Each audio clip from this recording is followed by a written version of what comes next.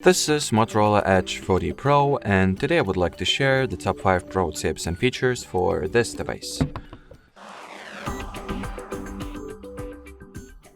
So to start, I will demonstrate that you can set up and use the fingerprint recognition screen lock method. So in order to configure and enable this feature, you will need to launch settings, then enter the passwords and accounts, not passwords and accounts, the security and privacy, then device lock, fingerprint, then choose what backup screen lock method you would like to go alongside the biometrical one and set it up. And after that, set your notification preferences and start the fingerprint enrollment procedure. So as you can see, the sensor is located underneath the screen, or underneath the display rather, at the bottom part of the screen. So just continuously lay and lift your finger onto the scanner until the entire surface of your fingerprint will be scanned. Sometimes the finger will not go through.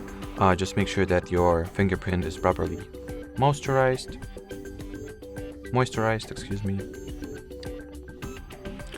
And here you have it. Now I can unlock my screen with a fingerprint, or well, rather it is locked with my fingerprint or pattern. So let's test it out.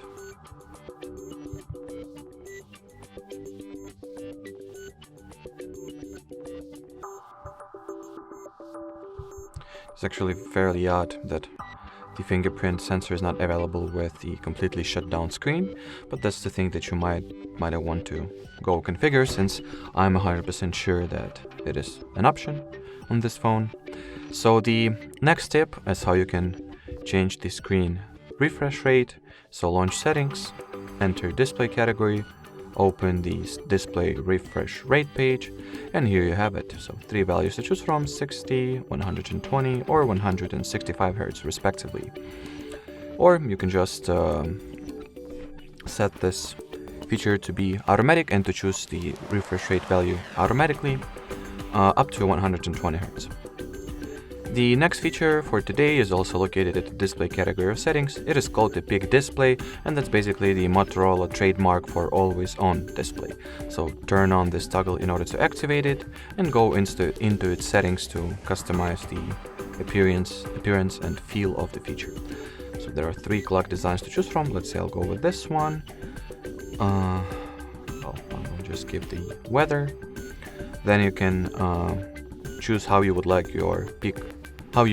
that your peak display or AOD will wake itself up, either by tapping at the display or moving the phone, or both if needed. You can make it so that it will either vibrate or not vibrate on touch, make the background animated or not animated, and well, set up some notification preferences as well. Now let's see the result that we have. Here's my always on display, and now it has the, well, fingerprint feature or fingerprint scanner available from here as well. You will not have to enable or wake the screen up. The next feature, the fourth one, is a very useful option or function in case you have some wireless devices. You can basically share the battery or share the power from this phone.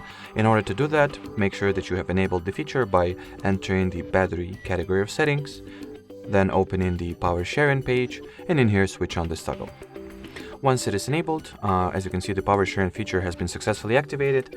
So now just lay your phone on its back, take whatever device, should it be a Bluetooth earbuds or smartwatch or anything else, or even other phone, as it is in my case, practically any piece of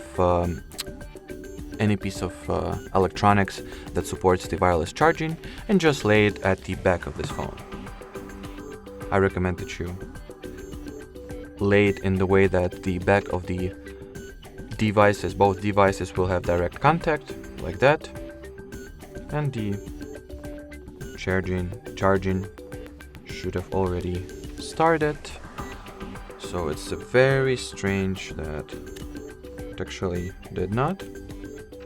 Maybe that's because the screen has gotten locked or something. I would assume that might be the case. I'm not entirely sure, since while I was testing this feature of video, it worked just fine already. So let me just do it in the air. Maybe this will somehow help. Yep, as you can see, the wireless charging has successfully started. Not sure what was causing the hold off earlier. Oh, but actually, yeah, obviously what. So I recommend, while using this feature, that you take off any phone case that you have.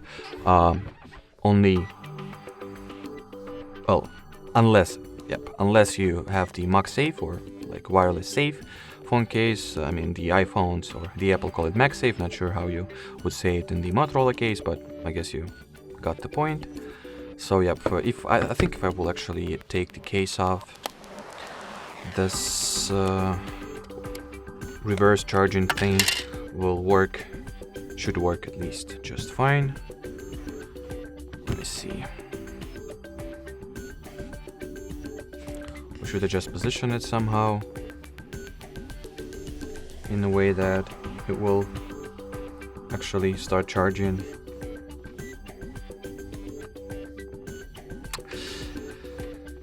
Yeah, I guess that's just attributed to the fact that you gotta remove the screen lock.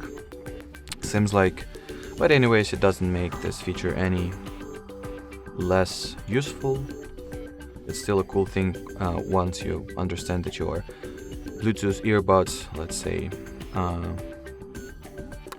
ran out of battery, and you will need to give a few cups of juice to them so you can listen to music for another hour or two. So, well, you know, the uses are endless.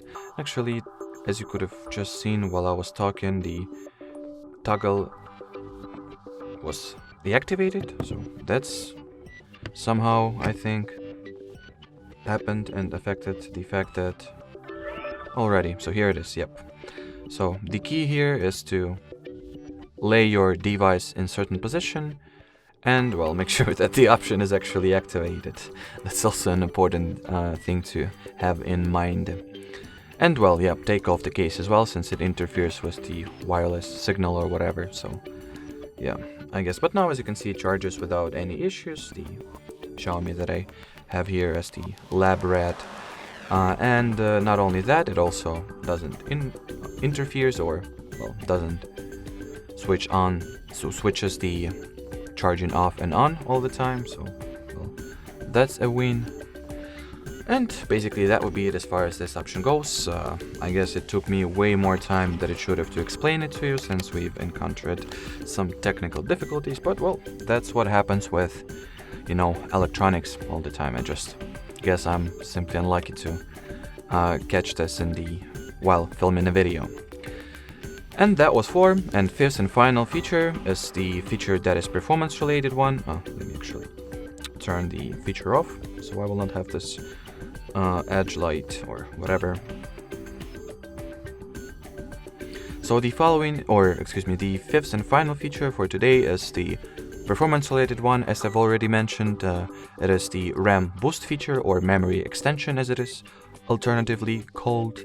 It basically makes it so that it allocates certain amount of internal storage, like 2, 3, 4, 6, 8 gigabytes, depending on your device, and uses those allocated memory as the virtual RAM, basically helping the actual hardware built-in random access memory to do its job, and well, just overall improves the performance, allows you to do multiple things at once without your system slowing down the system, and just takes off a part of the load from your native RAM. So in order to activate this feature, you gotta enter the system category of settings, then open the performance page, then RAM boost, switch on this toggle and reboot the device. And after the phone gets restarted, you'll get 3 additional gigabytes of random access memory. Alrighty, so that will be it for this video, guys. If you found this video helpful, do not forget to leave a like, comment and subscribe to our YouTube channel. Bye bye!